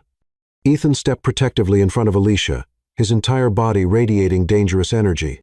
Get out of my building, Varga. Now. Marcus's smile widened, revealing perfectly white teeth that reminded Alicia of a shark. Now, Ethan, is that any way to treat a potential business partner? I was hoping we could have a civilized conversation about our mutual interests. We have no mutual interests, Ethan said coldly. Oh, but we do, Marcus replied, his gray eyes shifting to Alicia with predatory focus. We both seem quite interested in Miss Marie here, though I must say, my interest is purely professional. I'm fascinated by her resourcefulness, the way she's managed to transform her circumstances so dramatically in such a short time. Alicia felt Ethan tense beside her, and she could practically feel the rage radiating from his body. Layla had shrunk back in her chair, her face white with terror as she realized the magnitude of what she had set in motion. What do you want, Marcus? Ethan asked, his voice deadly quiet. Simple, Marcus said, pulling out his phone and swiping through several photos before holding it up for them to see. I want you to step away from Carter Enterprises. Resign as CEO, liquidate your holdings, and disappear from the Seattle business scene. In exchange, I'll forget about these interesting photographs I've acquired, and Miss Marie can keep her son. Alicia looked at the phone screen and felt her world collapse. The photos showed her and Ethan in intimate moments, kissing in his penthouse, holding hands in the rooftop garden, embracing in what appeared to be her office after hours. But it was the final photo that made her blood run cold. Noah sitting alone in her office while she was nowhere to be seen, with a timestamp that made it look like she had abandoned him for hours. Those photos are taken out of context, Alicia said, her voice shaking with rage and fear. That last one I was only gone for 5 minutes to use the restroom. Noah was never alone. For more than context is everything, isn't it? Marcus interrupted smoothly. And context can be interpreted in so many different ways. A judge might see a pattern of irresponsible behavior, bringing a child to inappropriate work environments, exposing him to adult situations, prioritizing romantic relationships over parental duties. Ethan moved so fast that Alicia barely saw him before he had Marcus pinned against the conference room wall, his forearm pressed against the other man's throat. "If you even think about touching that child, Ethan, stop," Alicia cried, afraid that violence would only make things worse. Marcus's smile never wavered, even with Ethan's considerable strength holding him immobile. "Careful, old friend. Assault charges would look terrible in the custody hearing, though I suppose it would just prove my point about the dangerous influences in young Noah's life." Ethan released Marcus with obvious reluctance, his hands clenched into fists at his sides. "You have 48 hours to get out of Seattle," he said, his voice low and deadly. "If you're not gone by then, I'll destroy you in ways you can't imagine." "Oh, Ethan," Marcus said, straightening his expensive suit with theatrical calm, "I'm not going anywhere. In fact, I think Seattle is about to become much more interesting. Miss Marie, you have a choice to make, your son's future or your boyfriend's empire. Choose wisely." With that, Marcus strode out of the conference room, leaving behind a silence so thick with tension and fear that Alicia felt like she was suffocating. Layla was sobbing quietly in her chair. Ethan was staring at the door with murder in his eyes, and Alicia was trying to process the fact that the life she had just begun to build was crumbling around her once again. But this time, it wasn't just her own future at stake. This time, Noah could be taken from her, and that was a loss she would never survive. Chapter 8. Love's Ultimate Test. The emergency board meeting convened at 6:00 a.m. on Friday morning, filling Carter Enterprises' executive conference room with an atmosphere so tense it was almost suffocating. Alicia sat in Ethan's office, staring out at Elliott Bay through the floor-to-ceiling windows, while 20 floors below, Ethan fought for both their futures with a room full of investors who cared only about profit margins and quarterly returns. She hadn't slept in 36 hours. Every time she closed her eyes, she saw Marcus Varga's predatory smile and those damning photographs that could be twisted to destroy her relationship with Noah. Her son was safely at school, blissfully unaware that his entire world was hanging in the balance, and Alicia was grateful for his innocence, even as it made her more desperate to protect it. Layla had disappeared after Marcus's confrontation, leaving behind only a tearful apology and a promise to try to gather information about Marcus's legal strategy. Alicia didn't hold out much hope. Her sister was weak when it came to powerful men, and Marcus Varga was nothing if not powerful. The conference room doors opened with a soft whoosh, and Alicia turned to see Sofia Lopez entering with a grave expression and a stack of legal documents that made Alicia's stomach clench with dread. "The board meeting is about to conclude," Sofia said quietly, setting the papers on Ethan's desk. "And, Miss Marie, I need to prepare you for what's coming next." "Is it that bad?" Alicia asked, though she could read the answer in Sofia's troubled eyes. "Marcus's legal team filed preliminary custody papers this morning," Sofia replied, her voice gentle but firm. "They're claiming that your employment at Carter Enterprises constitutes an inappropriate relationship that puts Noah at risk. They have photos, witness statements from people claiming to have seen you neglect parental duties, and a psychiatric evaluation that paints you as emotionally unstable." Alicia sank into Ethan's leather chair, her legs no longer able to support her weight. "A psychiatric evaluation? From who? I've never seen a psychiatrist." "It's fabricated," Sophia said quickly. "Ethan's legal team is already working to have it thrown out, but Marcus is playing dirty. He's using his connections to fast-track the case, claiming that Noah is in immediate danger." Before Alicia could respond, the conference room doors burst open, and Ethan strode in, his face a mask of controlled fury and his blue eyes blazing with determination.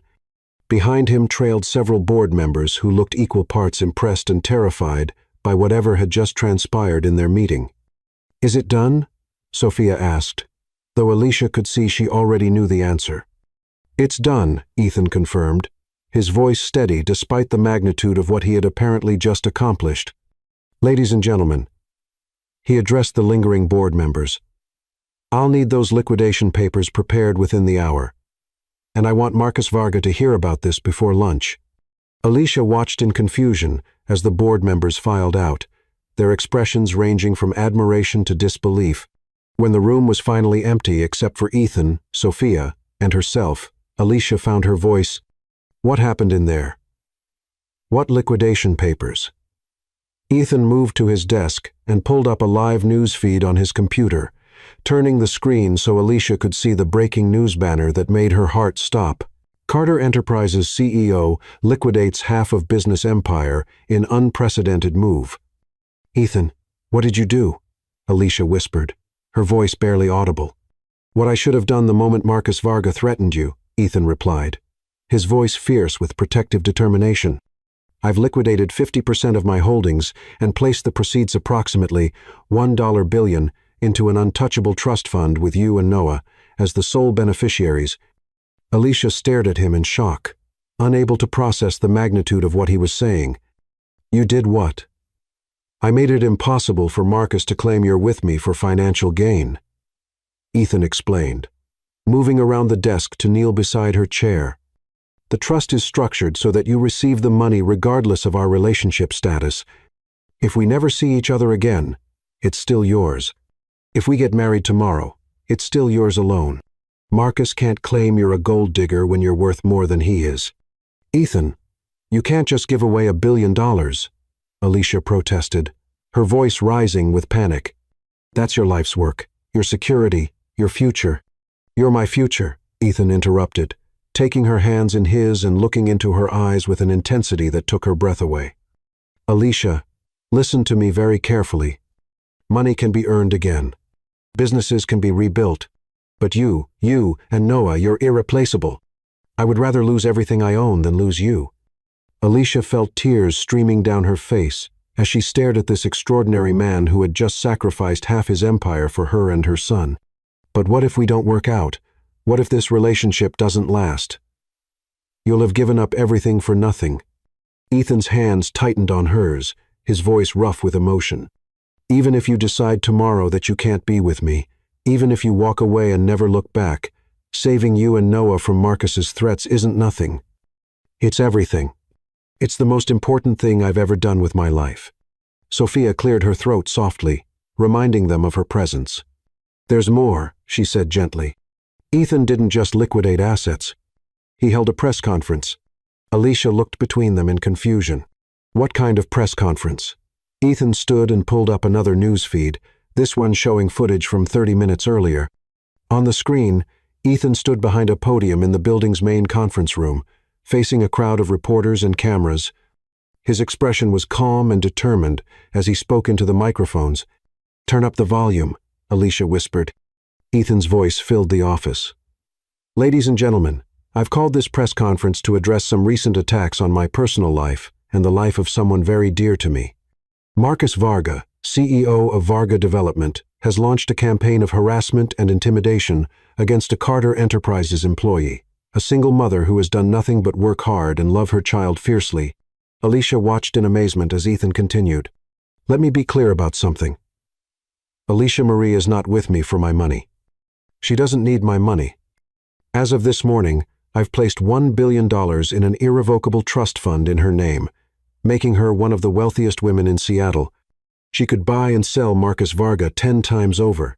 The reporters' voices rose in a cacophony of questions, but Ethan held up his hand for silence. "But more importantly," he continued, his voice carrying clearly over the noise, "I want everyone to understand what kind of woman Alicia Marie is. She's a brilliant, creative professional who has already transformed our marketing strategies. She's a devoted mother who has sacrificed everything to give her son the best possible life. And she's the strongest, most honorable person I've ever met." Ethan paused, looking directly into the camera with an expression that made Alicia's heart stop. "Marcus Varga believes he can manipulate me by threatening the woman I love. He's wrong. Alicia Marie and her son mean more to me than every dollar I've ever earned, every property I've ever developed, every success I've ever achieved. They are my heart, my soul, my reason for living, and I will spend every resource at my disposal to protect them." The footage ended, leaving the office in stunned silence. Alicia stared at the blank screen, unable to believe what she had just witnessed. Ethan had declared his love for her in front of the entire Seattle media, had made himself vulnerable in a way that no powerful businessman should ever do. "You told the world you love me," she whispered, her voice barely audible. "I told the world the truth." Ethan replied simply, "I love you, Alicia. I love your strength, your intelligence, your fierce devotion to Noah. I love the way you see beauty in storm clouds and find hope in impossible situations. I love everything about you. And I'm not ashamed of that." Alicia stood on shaking legs, her emotions overwhelming her ability to think clearly. "Ethan, this is insane. You've made yourself a target. Marcus will come after you even harder now." "Let him try," Ethan said, his voice hard as steel. "I've been building my resources and my reputation for 15 years. Marcus Varga thinks he can destroy me because he's never faced someone who has nothing left to lose. But he's wrong about that too. I have everything to lose. I have you and Noah, and that makes me more dangerous than he could ever imagine."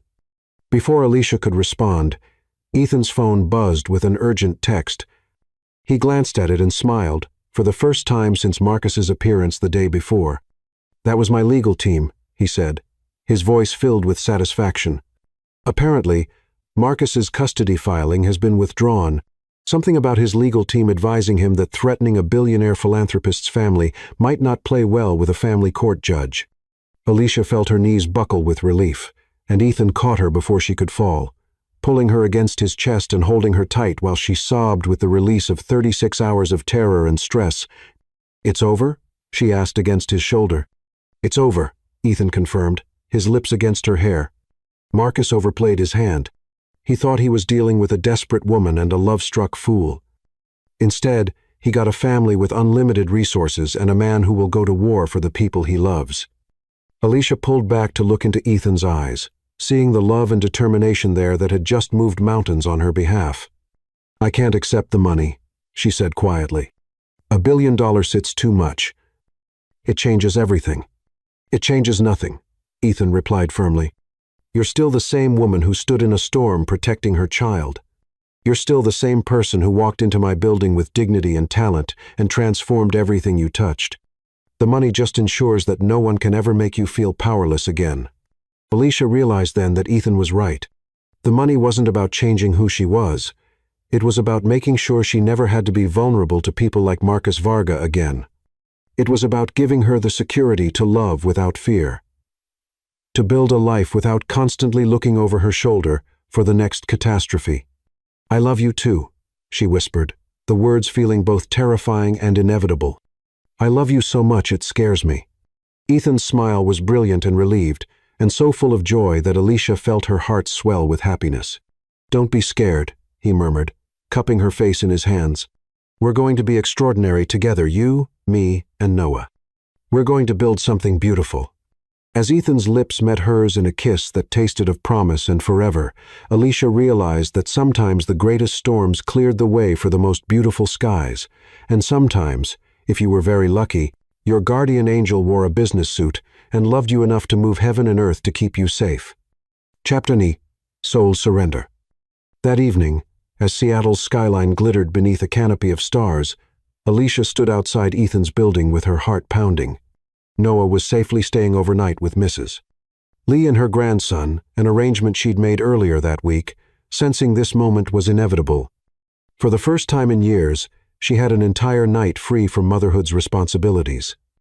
The doorman recognized her now, greeting her with a warm smile that spoke of Ethan's instructions to treat her like family.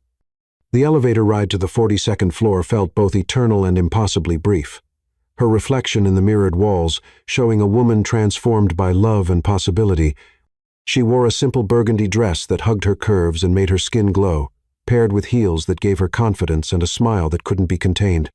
Ethan opened the door before she could knock, as if he had been watching for her arrival. He looked devastatingly handsome in dark jeans and a white shirt with the sleeves rolled up to reveal strong forearms, his hair slightly mussed and his blue eyes dark with an intensity that made her stomach flutter with anticipation. "You came," he said softly. The same words he had spoken their first night together. but now they carried the weight of everything they had survived and overcome. "I'll always come to you," Alicia replied, stepping into his arms as naturally as breathing. "Always." The kiss that followed was different from their previous encounters, deeper, more certain, charged with the knowledge that all barriers between them had finally fallen away. Ethan's hands tangled in her hair as he backed her against the closed door, his mouth moving over hers with a hunger that spoke of weeks of restraint, finally breaking free. "I love you," he murmured against her lips. "I love you so much it overwhelms me." "Don't be overwhelmed," Alicia whispered, her hands exploring his chest through the soft cotton of his shirt. "Be with me. Really with me." Ethan pulled back to look into her eyes, searching for any hint of uncertainty or doubt. "Are you sure? We don't have to rush anything. We have all the time in the world now." Alicia's answer was to rise on her tiptoes and claim his mouth again, pouring all her love and trust and desire into the kiss until Ethan groaned against her lips and lifted her into his arms with effortless strength. She wrapped her legs around his waist, feeling the solid warmth of his body against hers as he carried her toward his bedroom. The master suite was a testament to masculine elegance, with floor-to-ceiling windows that offered a panoramic view of the city lights and a king-sized bed that dominated the space. Ethan sat her down gently beside the bed, his hands framing her face with infinite tenderness. "You're so beautiful," he breathed, his thumbs tracing the high arch of her cheekbones. "Not just physically, though God knows you take my breath away, but your soul, your heart, your strength of everything about you is magnificent." Alicia felt tears prick her eyes at the raw honesty in his voice. No one had ever spoken to her the way Ethan did, as if she were precious and powerful and worthy of devotion. "You make me feel like I can be anything," she whispered, "like I deserve to be loved completely." "You do," Ethan said fiercely. "You deserve everything good in this world, and I want to spend my life giving it to you." Their kisses became more urgent then, hands roaming and exploring with the desperate need of lovers who had waited too long to truly touch each other. Ethan's fingers found the zipper at the back of Alicia's dress, sliding it down with agonizing slowness while his mouth traced fire along her neck and collarbone. "Tell me what you want," he murmured against her skin, his voice rough with barely controlled desire. "You," Alicia gasped, her head falling back as Ethan's lips found the sensitive spot where her neck met her shoulder. "Everything. All of you." The burgundy dress pooled at her feet, leaving Alicia in black lace that made Ethan's breath catch in his throat. She had chosen the lingerie carefully, wanting to feel beautiful and confident for this moment, and the look in Ethan's eyes told her she had succeeded beyond her wildest dreams. "My God," he whispered, his hands skimming over her curves with reverent appreciation. "You're perfect. Absolutely perfect." Alicia's fingers worked at the buttons of his shirt with trembling urgency, desperate to feel his skin against hers. When the white cotton finally fell away, she pressed her palms against the hard planes of his chest, marveling at the way his muscles jumped under her touch. They moved together in a dance as old as time, hands and mouths, exploring with increasing passion as the last barriers between them fell away. Ethan worshipped every inch of Alicia's body with his lips and hands, treating her like a goddess deserving of devotion, while Alicia discovered the profound joy of giving herself completely to a man who loved her beyond reason. When Ethan finally joined with her, their eyes locked in a connection that went far deeper than physical pleasure. This was a claiming, a surrender, a promise of forever sealed in the most intimate way possible. Alicia had never felt so complete, so perfectly matched, so absolutely loved. "I love you," Ethan gasped against her neck as they moved together in perfect rhythm. "My heart, my soul, my everything, it's all yours. Forever," Alicia promised, her voice breaking with the intensity of her emotions. Forever and always. Their climax was shattering in its intensity, leaving them both breathless and trembling in each other's arms as aftershocks of pleasure rippled through their joined bodies. Ethan collapsed beside Alicia, immediately pulling her against his chest so that she could feel the rapid beating of his heart against her cheek. "That was," Ethan began, then stopped, apparently unable to find words adequate to describe what they had just shared. "I know," Alicia whispered, pressing soft kisses against his chest. "I felt it too. They lay in comfortable silence for long minutes, watching the city lights twinkle beyond the windows while their breathing slowly returned to normal. Alicia traced lazy patterns on Ethan's chest with her fingertips, marveling at how right this felt, how perfectly she fit against his side. "What happens now?" she asked quietly, voicing the question that had been hovering at the edges of her consciousness. "Now we build a life together," Ethan replied, his arms tightening around her. "You, me, and Noah Way create something beautiful and lasting and strong enough to weather any storm." Alicia lifted her head to look at him, seeing the future reflected in his blue eyes, a future full of love and laughter, and the kind of security she had never dared to imagine. "What about your business? You sacrificed so much today." "I sacrificed nothing," Ethan interrupted, rolling over to hover above her, his expression intense. "I invested in what matters most. The business will recover. The money will come back. But the success is irreplaceable." Alicia reached up to trace the strong line of his jaw, her heart so full of love it felt like it might burst. "I never thought I could have this," she admitted. "A love like this. A man like you. I thought fairy tales were for other people." "This isn't a fairy tale," Ethan said, pressing gentle kisses to her forehead, her cheeks, her lips. "This is real life, and it's going to be messy and complicated and challenging sometimes. But it's also going to be extraordinary because we're going to face it together." As if to prove his point, Ethan's phone buzzed on the nightstand with what was undoubtedly another crisis requiring his attention. He glanced at it, then deliberately turned it face down and returned his focus to Alicia. "Whatever it is can wait," he said firmly. "Right now, the only thing that matters is you." Alicia felt a surge of gratitude so intense it took her breath away. This man had already given up billions for her, had declared his love to the world, had made himself vulnerable in ways that most powerful men never would, and now he was choosing her over his business obligations, proving once again that she truly was his priority. "I love you, Ethan Carter," she whispered, pulling his head down for another kiss. "I love your strength, your generosity, your fierce protectiveness. I love the way you see the best in people and fight for what you believe in. I love you with every piece of my heart." "And I love you, Alicia Marie," Ethan replied, his voice thick with emotion. "My brave, beautiful, extraordinary woman. You saved me in ways you don't even realize. You gave me a reason to use my success for something meaningful." As they made love again, slower and more tender this time, Alicia realized that their story wasn't ending, it was just beginning. Tomorrow would bring new challenges, new opportunities to build the life they both wanted. There would be Noah to consider, a relationship to navigate, a future to plan together. But tonight, in the safety of Ethan's arms, with the city sparkling below them like a promise of infinite possibility, Alicia Marie finally understood what it meant to be completely, utterly, perfectly loved, and for the first time in her life, she dared to believe that happiness wasn't just for other people, it was for her too. The storm that had brought them together had finally passed, leaving in its wake the most beautiful clear sky either of them had ever seen. Chapter 10. When Two Hearts Become One. 6 months after Marcus's defeat, Alicia stood in her walk-in closet, adjusting the burgundy silk dress that hugged her curves. The diamond earrings Ethan had given her sparkled in the afternoon light. Behind her, Noah struggled with his tie, the same knot Ethan had patiently taught him. "Mama, do I look okay?" Noah asked, his 8-year-old voice nervous with excitement. "Ethan said this dinner is very important." Alicia turned to fix his tie, her heart swelling as she looked at her son. In these months with Ethan, Noah had blossomed more confident, secure, absolutely devoted to the man who'd become his hero. "You look incredibly handsome," Alicia assured him. "And yes, this dinner is very special." 40 floors below, Ethan paced the rooftop garden he'd transformed into a fairy tale.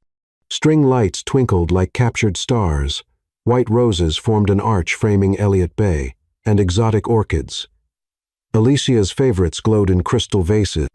In his jacket pocket, a velvet box held the emerald-cut diamond he'd designed for her, surrounded by smaller stones forming a star, symbolic of the light she'd brought to his darkness. "Mr. Carter," Sophia Lopez appeared beside him, smiling. "Everything's ready. The photographer's hidden, the musicians are here, and Noah knows his role." Ethan nodded, though his heart raced like a teenager's. He'd conquered boardrooms and billion-dollar deals, but asking Alicia to marry him terrified him. "What if she says no?" he whispered. Sophia laughed gently.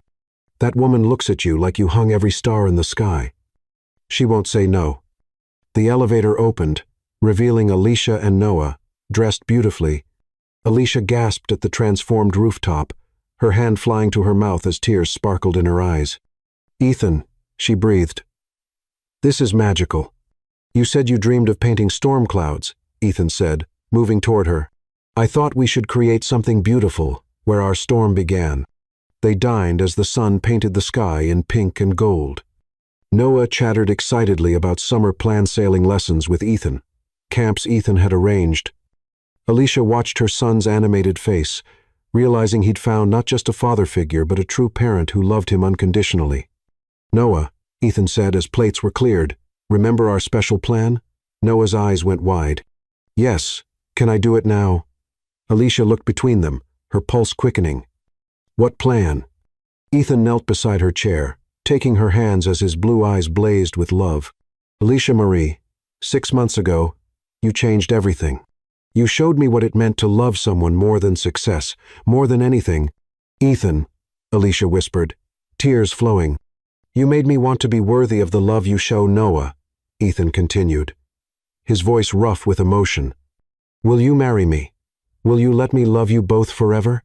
The ring he produced was breathtaking, a star of diamonds that caught the sunset like captured fire. "It's shaped like a star," Ethan explained softly, "because you're the light that guided me home." "Yes," Noah shouted, jumping up with a small wrapped box. "Mama, say yes. And Ethan, I have something for you." Alicia was laughing and crying as Ethan slipped the perfect ring onto her finger. "Yes," she whispered, then louder, "Yes, Ethan Carter, I will marry you." Ethan swept her into his arms, spinning her as she laughed with pure joy. When he set her down, Noah thrust his gift forward. "This is for you. Mama and I picked it together." Inside was a gold chain with a laminated pendant, Noah's, drawing of their family, holding hands under a bright sun. "Now you're really part of our family," Noah declared solemnly as he fastened the chain around Ethan's neck. "Mama said families wear each other close to their hearts." Ethan knelt to Noah's level, pulling him into a fierce hug. "I love you, son." "I love you too, Dad," Noah replied naturally, the word Dad breaking something open in Ethan's chest. When he stood, Alicia was watching with such profound love that Ethan felt humbled. As twilight embraced Seattle, they stood together at the garden's edge, Alicia nestled against Ethan's side, his arm around her waist while Noah leaned against them both with complete security. 3 months later, Alicia walked down a chapel aisle in ivory silk and lace, Noah proudly escorting her toward Ethan, who stood waiting in charcoal gray, his eyes bright with tears, his smile tender and proud. When Alicia reached him and Noah placed her hand in Ethan's, they formed a circle of love that blessed everyone present. Their vows spoke of romantic love and chosen family. Ethan promised to love Alicia completely and be the father Noah deserved. Alicia promised to trust their love and build a worthy future together. But Noah provided the moment that left everyone in tears, stepping forward when the officiant asked if anyone had words to add. "Ethan is the best dad ever," Noah announced clearly. "He helps with homework and makes Mama laugh every day. And Mama is the strongest, most beautiful mama in the world. So I'm really glad they found each other in that storm, because now we're a real family." When Ethan and Alicia kissed as husband and wife, the applause was thunderous. Their first dance was to soft jazz, but their dance with Noah, all three swaying together, moved their guests to tears. Later that evening, on the balcony of their honeymoon suite, Alicia marveled at their journey. "Do you remember what you told me that first night?" Ethan asked, holding her close as city lights twinkled below. "I told Noah we would survive," Alicia replied softly, "that we would be stronger than they thought." "You were right," Ethan murmured. "But I don't think either of us imagined we would become this strong, this happy." Alicia turned in his arms, studying her new husband's face. "I love you, Ethan Carter." "And I love you, Alicia Carter," he replied, her new name making them both smile. "My wife, my heart, my forever." As they kissed under the stars, with Noah's laughter drifting from inside where he was video calling Mrs. Lee about the wedding. Alicia realized that fairy tales weren't just for other people. Sometimes, storms cleared the way for the most beautiful sunshine, and sometimes, love found you in the most unexpected places and transformed your entire life.